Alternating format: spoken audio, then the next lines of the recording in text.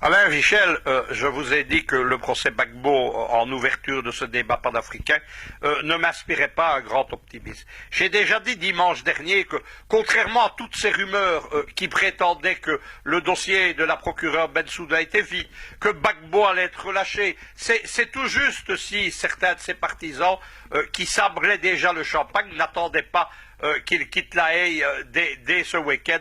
Moi, je n'ai pas cru en tout ça. Je n'ai pas cru en tout ça parce que le procès Gbagbo, c'est un piège. C'est un piège, malheureusement, et je vais m'en expliquer, dans lequel est tombée la défense. Madame Bensouda, loin d'un dossier vide, même si c'est un dossier mal ficelé avec des incohérences, il y a quand même, à côté de l'accusation, presque 700 parties civiles, c'est énorme, et il y a quand même 5000 témoins de l'accusation. C'est un procès, contrairement à ce qu'on a raconté, qui va durer très longtemps, un minimum de 5 longues années, ça aussi en étant optimiste. Je vais vous avouer quelque chose, je suis très dubitatif, à la fois dans les commentaires de la presse occidentale, je vois des journalistes notoirement liés au lobby atlantiste, notamment au lobby anti-russe, qui subitement se découvrent commentatrices anti-CPI, tout ça sans la manipulation pour calmer l'opinion publique africaine. Je suis aussi dubitatif lorsque je vois les avocats de Laurent Gbagbo, parce que depuis le début de l'ouverture de la procédure, on n'a vu que des fausses nouvelles, des annonces de libération anticipée, de libération sous condition. Moi, j'ai une expérience de ces juridictions internationales. J'ai assuré avec Maître Bergès, entre 2000 et 2006, la défense du président yougoslave Slobodan Milosevic. Je présidais le comité international précisément pour la défense de Slobodan Milosevic, et nous avons vu ce qu'était une juridiction internationale.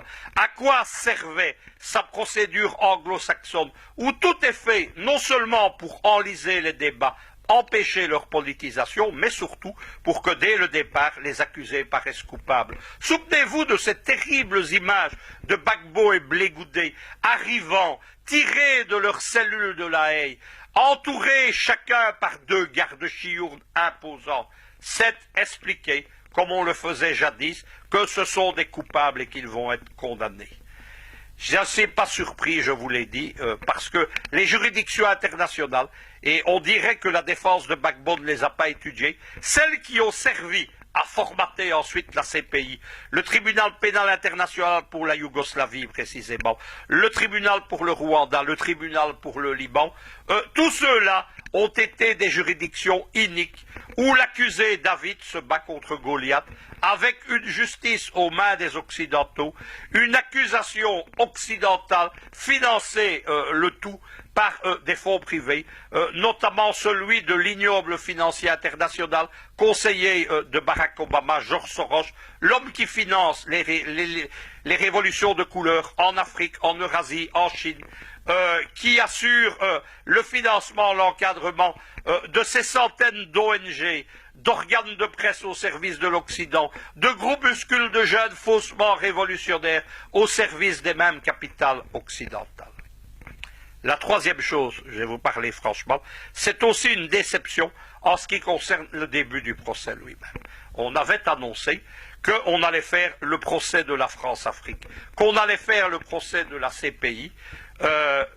J'avais assisté, moi, au début du procès Milosevic. On avait vu un Milosevic debout, refuser de saluer les juges par leur titre, notamment les présidents, contester la validité et la compétence du tribunal, même si les gardes-chiournes l'obligeaient à rester là. Ces avocats, eux, non contents de ne pas plaider, parce qu'on ne plaide pas devant une juridiction qu'on ne reconnaît pas, avaient quitté la salle d'audience immédiatement. À la place, j'ai vu des avocats faire une conférence de presse dans les locaux de la CPI, sur fond de drapeau même de cette cour fantoche que les anglo-saxons appellent Kangaroo Court, ce qui veut tout dire. J'ai vu malheureusement des accusés donner, notamment au juge McDonald du Monsieur le Président, dire nous reconnaissons, nous comprenons les charges, etc. C'est un mauvais signal pour moi. Je veux quand même terminer, parce qu'il faut quand même dire quelque chose. Ce procès, il peut encore être le procès de la Cour pénale internationale. mais il doit être le procès de toutes les cours pénales internationales pour tous les accusés africains que l'on veut y déférer. Je suis extrêmement choqué lorsque je vois, notamment des panélistes, dénoncer la CPI lorsqu'il s'agit de Laurent Gbagbo, et au même moment demander qu'on y envoie, par exemple, Soro Ouattara. Je suis extrêmement choqué de tout ça. La CPI, elle doit être refusée pour tout le monde. Moi, je la refuse pour le président Gbagbo. Je la refuse pour le président de l'Assemblée nationale ivoirienne, Guillaume Soro. Je la refuse pour le président Omar el-Béchir. Et je précise qu'aujourd'hui, je suis en désaccord avec le président du Soudan, qui s'est lancé dans une mauvaise alliance géopolitique avec l'Arabie saoudite, qui se bat contre les alliés naturels de l'Afrique, c'est-à-dire la Russie et l'Iran, et qui participe à la sale guerre du Yémen. Et je vais vous ajouter quelque chose. Je suis contre la Cour pénale internationale pour le président du Kenya, Uhuru Kenyatta, et son vice-président Ruth Koy. Et ceci, bien que le régime kényan de Kenyatta soit un des régimes les plus pro-américains de toute l'Afrique, que son pays soit l'une des portes d'entrée de la diplomatie américaine, des multinationales et de l'Africom.